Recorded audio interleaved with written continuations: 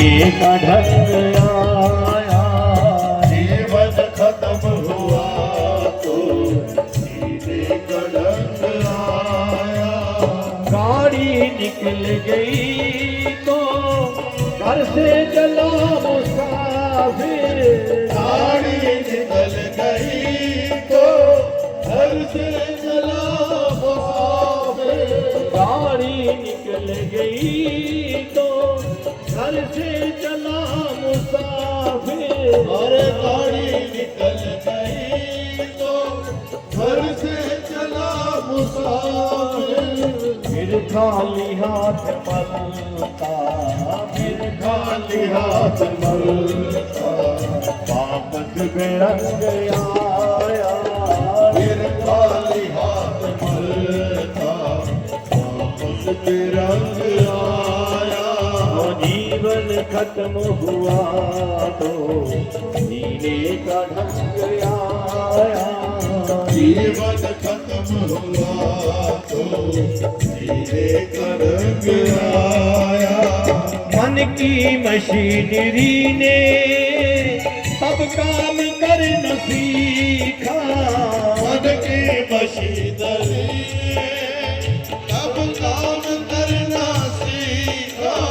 मन की मशीनरी ने तब काम करना सीखा। मन की मशीनरी ने तब काम करना सीखा। जब बूढ़े तन के हर एक, जब बूढ़े तन के हर एक पुरजे में जंग आया।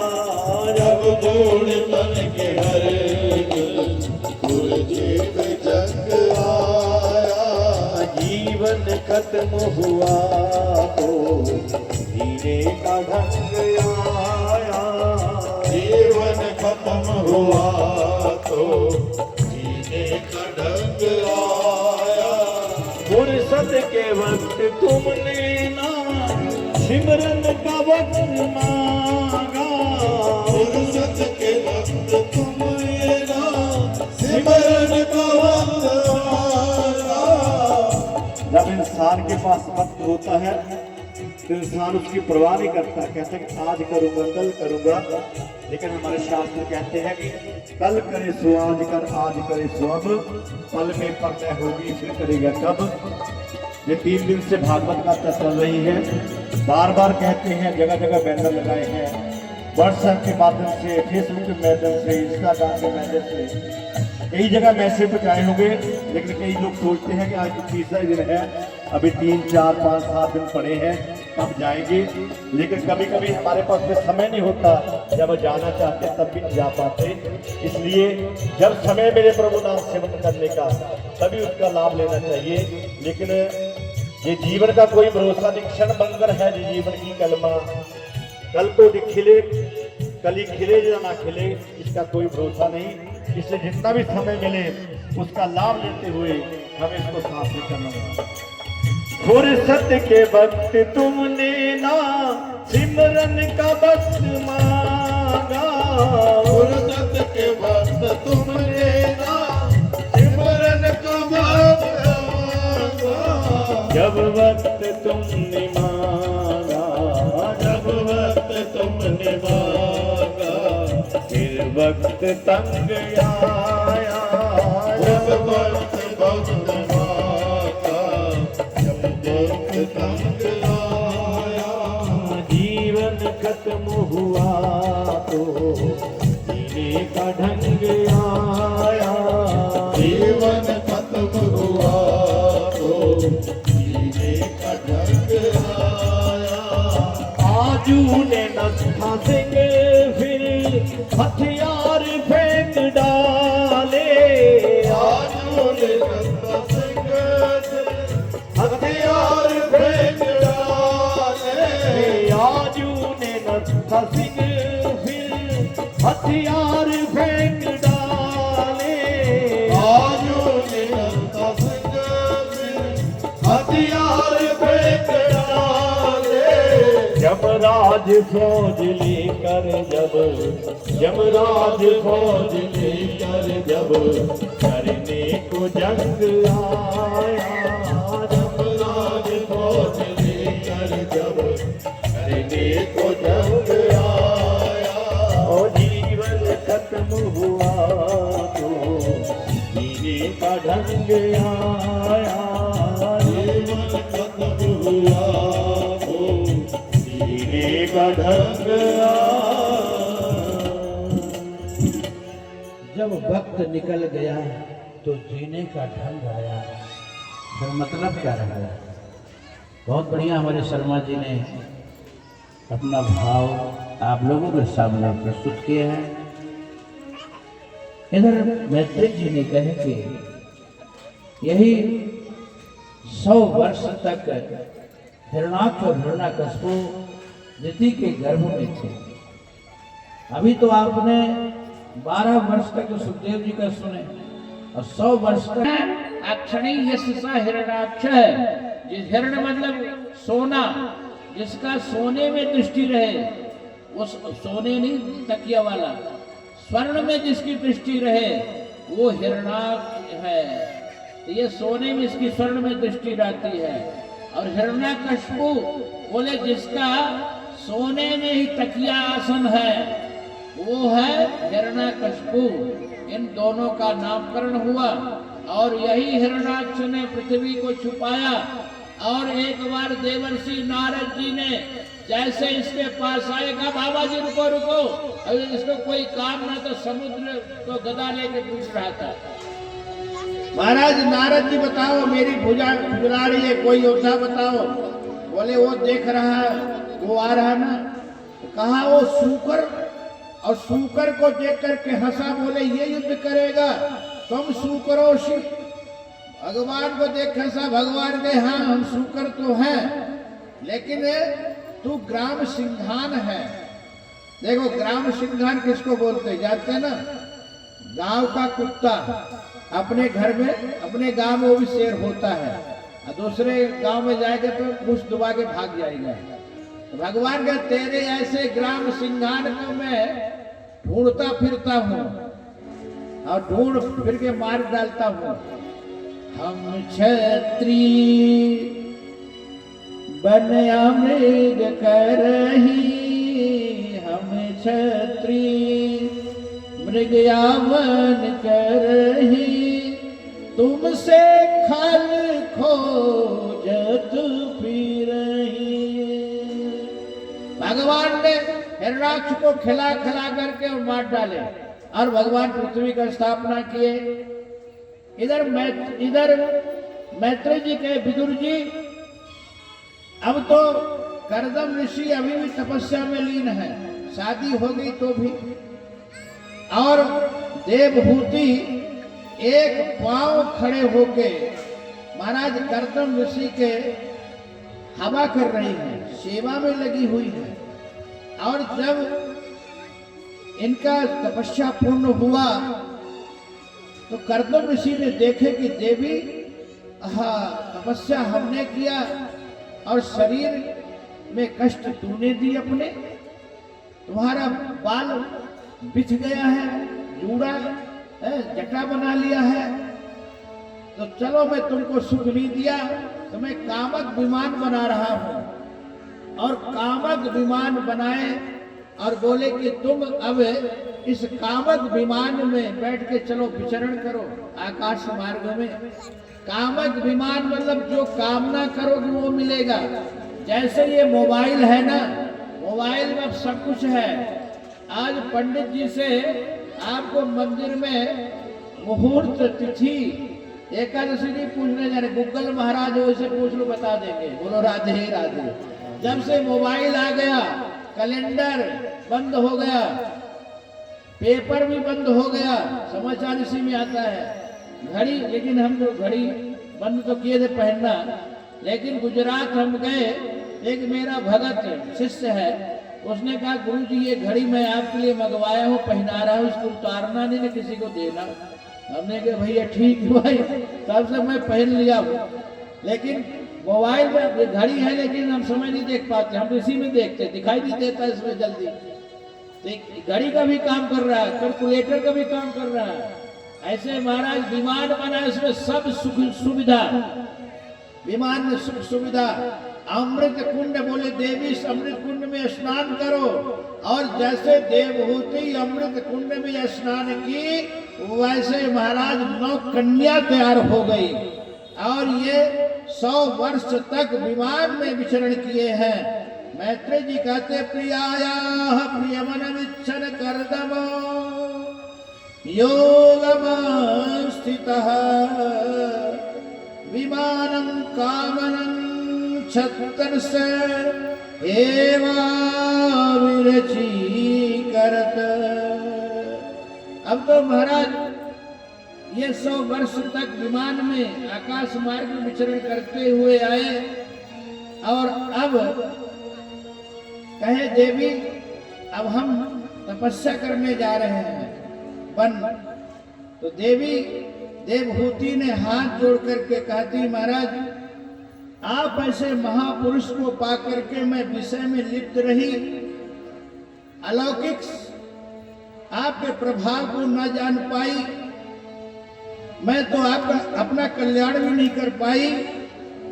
नेहयत कर्म धर्मायन विरागाय कल्पते ना तीर्थ पद सेवाए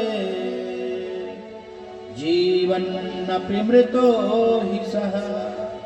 देवहूति कहती है नेहयत कर्म, जो धर्म कर्म धर्मोपार्जन के लिए नहीं करता कर्म, जिसका विषय से वैराग नहीं होता, जो भगवान की सेवा नहीं करता, वो जीते जी मृतक के समान है।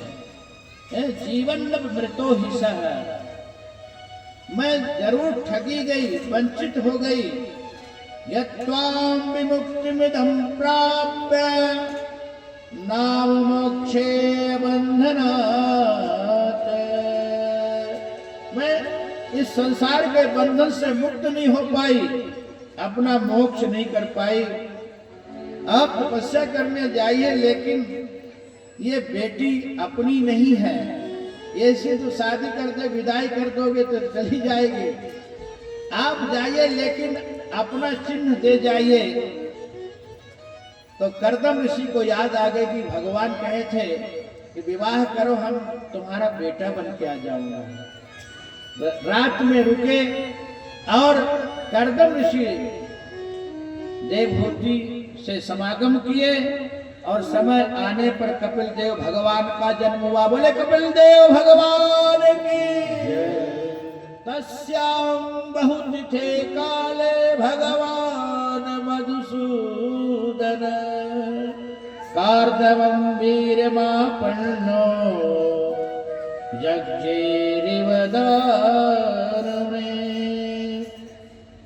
अब तो महाराज ये सोचे कि अब बेटा हो गया है, और बेटा अब अपने माँ को संभाल लेगा, उपदेश देगा।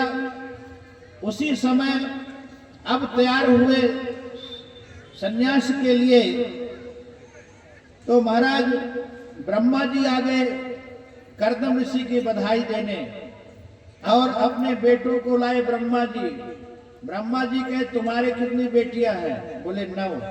अब बोले हमारे कितने बेटे हैं? नारद जी को छोड़ के। नारद जी तो बाबा बैरागी बने थे। बोले ये 9 है ना हमारे, एक एक के अब गले में बांधो अपनी बेटी। और महाराज 9 ऋषियों के साथ महाराज कर्दम ऋषि ने अपनी बेटी ब्याह दिए। देखिए वशिष्ठ को अरुंधति दिए, वशिष्ठ की पत्नी अरुंधति है। तो ऐसे सब अपनी अपनी बेटी ब्याह दिए। अब महाराज कर्दम ऋषि ने कहे कि अब बेटे, और उस समय कपिल देव भगवान कुछ और बड़े हो गए, कहे कि मैं बेटे मैं अब लूं, मैं तपस्या करने जाऊं, संन्यास लूं। कर्दम ऋषि को कपिल देव भगवान कहे कि हाँ पिताजी, ये नीति है।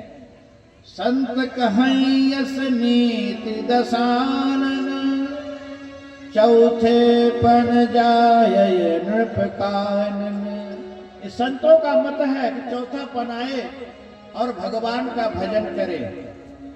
देखो एक बाबा, बाबा मतलब साधु बाबा नहीं, जो बूढ़े बड़े होते हैं वो भी बाबा बोलते हैं, और पोता ही बोलता है बाबा।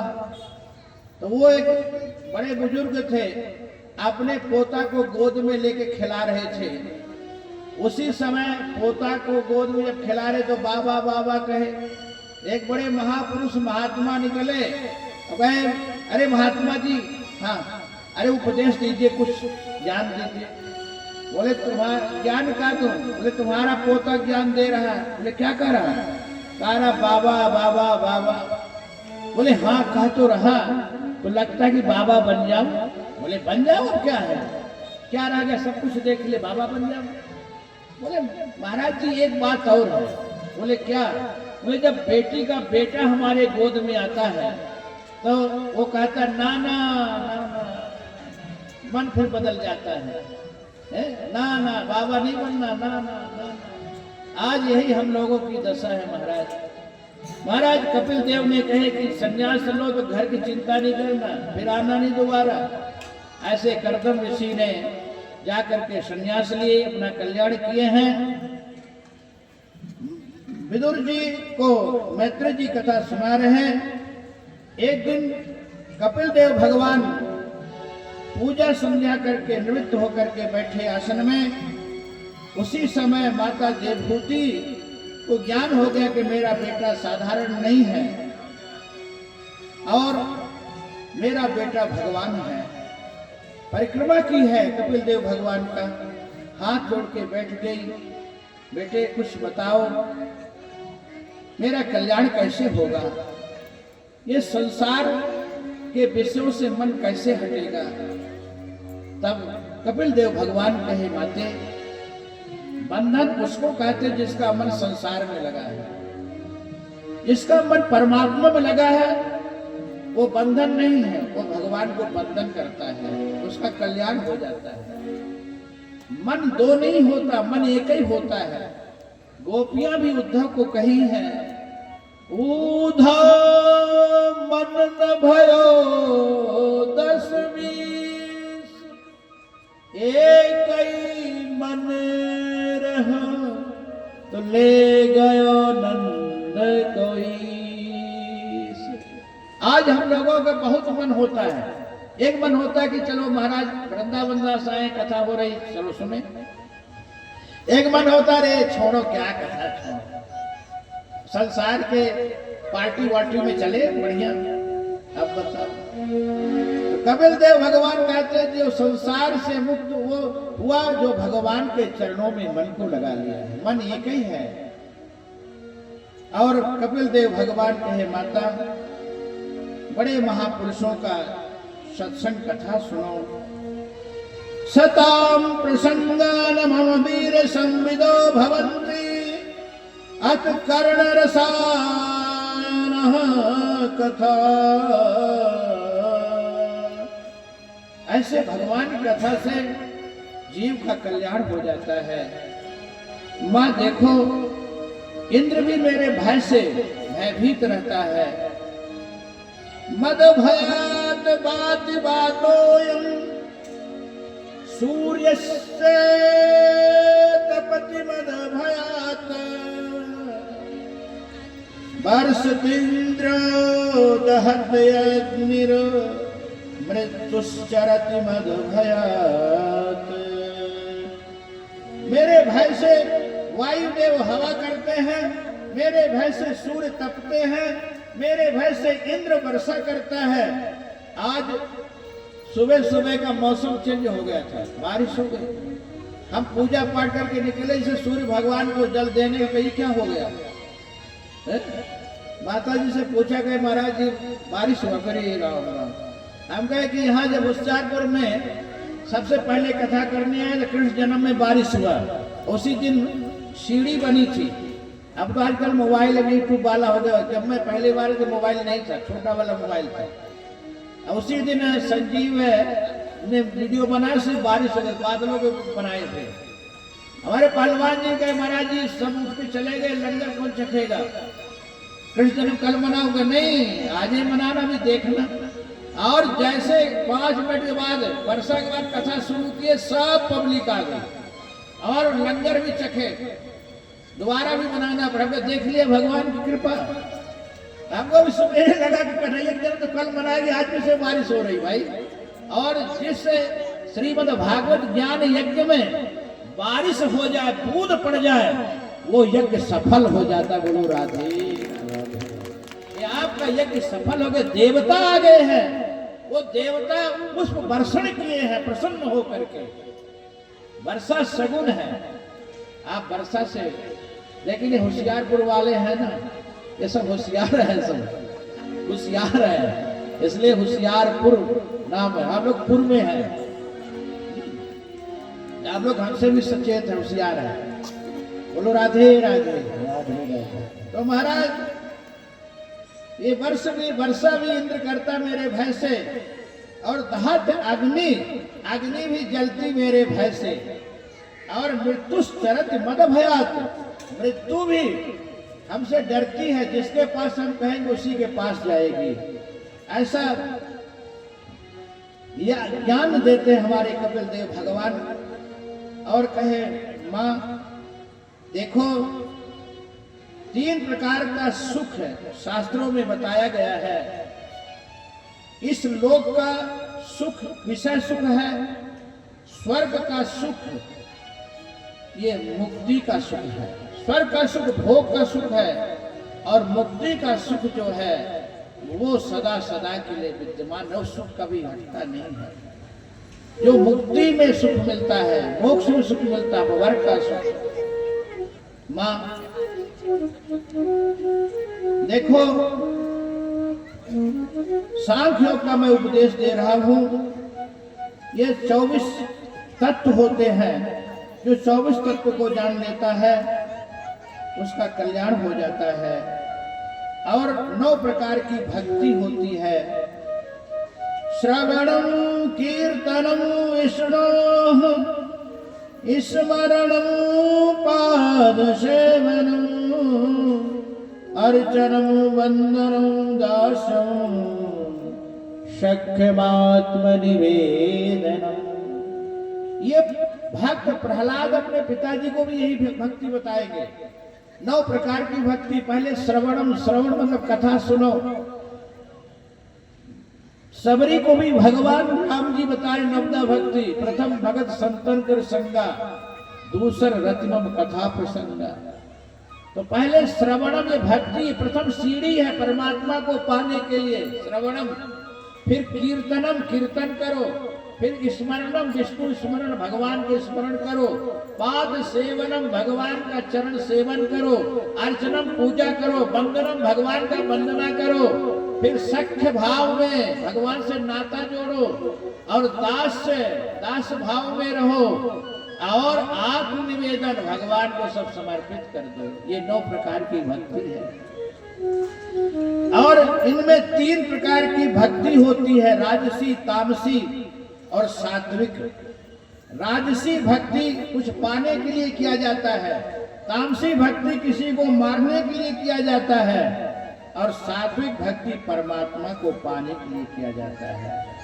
हे मां, सबसे बढ़िया सात्विक भक्ति है। सात्विक भक्ति करें। और फिर अंतिम में कपिल देव भगवान माता देवहूति को बताते जंतु गीता। हे मां, ये जीव मां के गर्भ में कैसे आता है?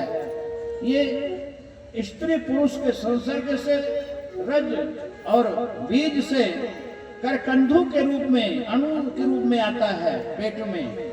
और फिर इसके बाद 1-2 महीना बाद ये इसके अस्थि, मांस, हड्डी बनने लगती है। 3-4 महीने में इसके लिंग परिवर्तित होते हैं, चिन्ह। और इसके बाद ये जब गर्भ में शिशु आ जाता है, 7वें 8वें महीना भगवान की स्तुति करता है और कहता है, प्रभु आप हमको ये गर्भ में वास दिए हैं, ये नरक का वास है, इसमें न हाथ चलाए न पांव चला सकते। एक मैं इस जेवर झिल्ली में पड़ा हुआ हूँ, और माता के खाए खट्टे मीठे इस गर्भ में शिशु को सुकोमल शिशु को कीड़े काटते हैं तो छटपटाता है और भगवान की स्तुति करता है, प्रभु आप हमको किसी प्रकार से उद्धार करिए, जन्म दीजिए, मैं आपके सिवाय किसी को नहीं जानूंगा, आपका भजन करूंगा प्रभु। और भगवान इसके स्तुति सुनते हैं, उत्तान पाद होता है, ऊपर का पांव नीचे सिर करके भगवान की प्रार्थना करता है, प्रभु हम जो अपकर्म पापाचार कर्म किए थे उसके वजह से हमको ये गर्भ स्थान मिला, मल मूत्र के स्थान से मैं निकल लूंगा, लेकिन ऐसा मैं भजन करूंगा कि दोबारा आने की जरूरत नहीं पड़ेगी। बोलो राधे राधे। और इसको गर्भस्थ ज्ञान कब तक रहता है? जब तक ये शुद्ध बुद्ध पवित्र आत्मा ये जीव रहता है, जब तक माँ के गर्भ में है।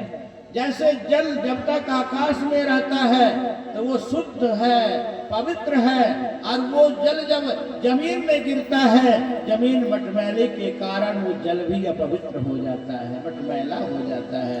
वो स्वामी तुलसीदास जी कहते हैं, भूमि परत भा ढावर पानी जनु जीव ही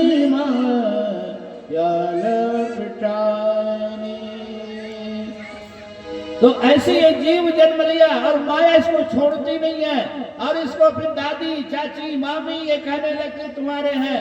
फिर बच्चा का नामकरण हो जाता है, फिर बच्चा खिलौना में खिलाते हैं, खेलते रहता है, फिर जब बड़ा हुआ युवा हुआ इसकी सगाई कर देते हैं, फिर अपने पत्नी के साथ खेलने लगता है, फिर बच्चे हो जाते हैं, फिर इसके बाद ये बाप कहलाने लगा महाराज, और भगवान का भजन भूल गया, वो गर्भस्थ ज्ञान भूल गया। अभी तो कहा गया कि कब हो कियो न भजन ये कैसे बीतेगी, कब हो कियो न भजन कैसे बीतेगी, ओ कब हो कियो न भजन कैसे बीतेगी,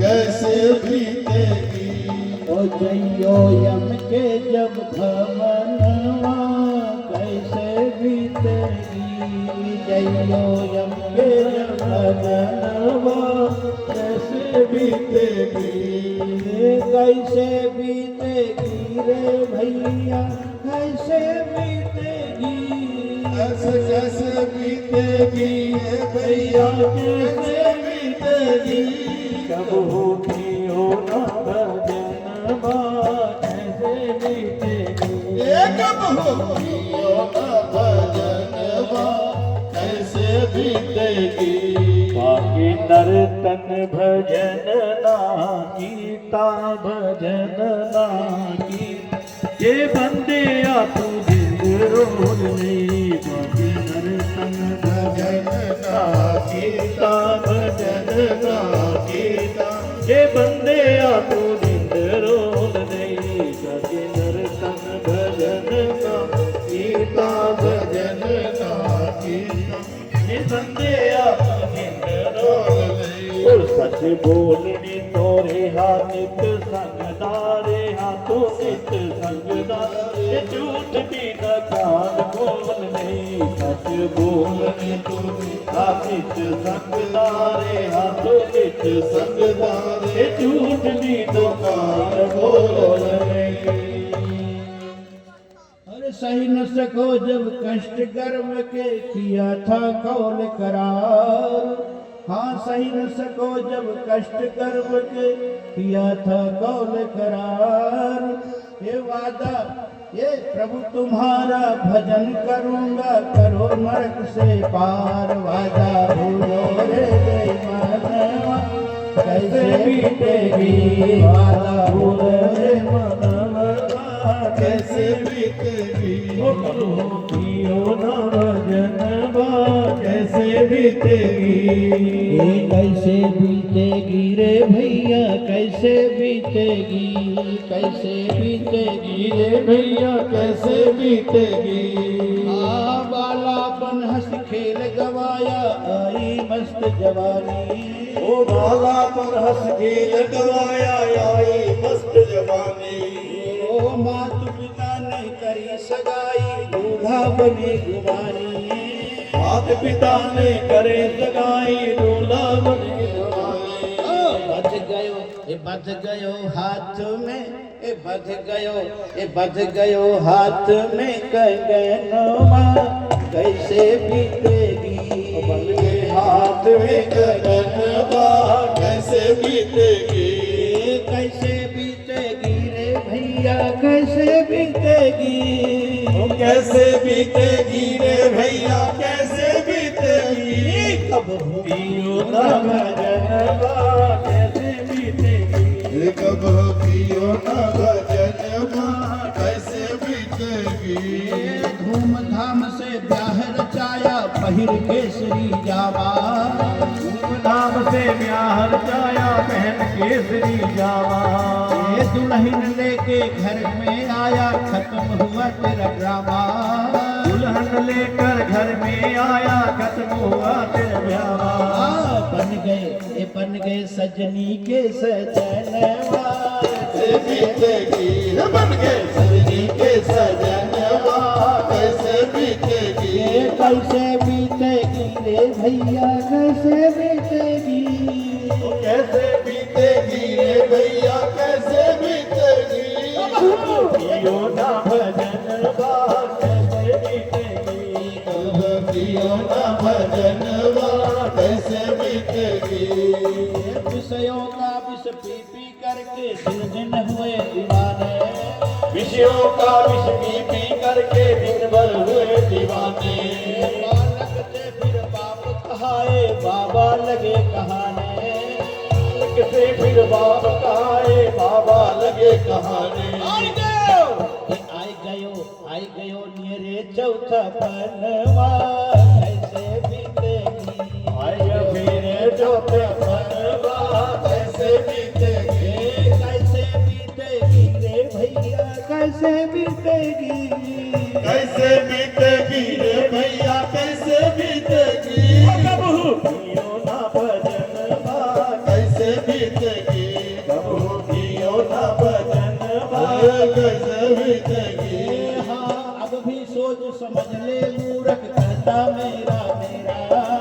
अब भी सोच समझ ले मूर्ख कहता मेरा मेरा। राम भजन के बिना न तेरा होगा दर्द मेरा। राम भजन के बिना न मेरा तेरा दर्द मेरा। कबहू पियो न भजनवा कैसे बीतेगी। पियो ना भजनवा कैसे बीतेगी। कबहू पियो ना भजनवा कैसे बीतेगी। इस प्रकार से देवहूति को कर्दम कपिल देव भगवान ने बहुत बढ़िया उपदेश दिए। और माता देवहूति का शरीर नश्वर शरीर गल गाने वहाँ पकौड़ा देखे बड़े पकौड़ा बना खाओ।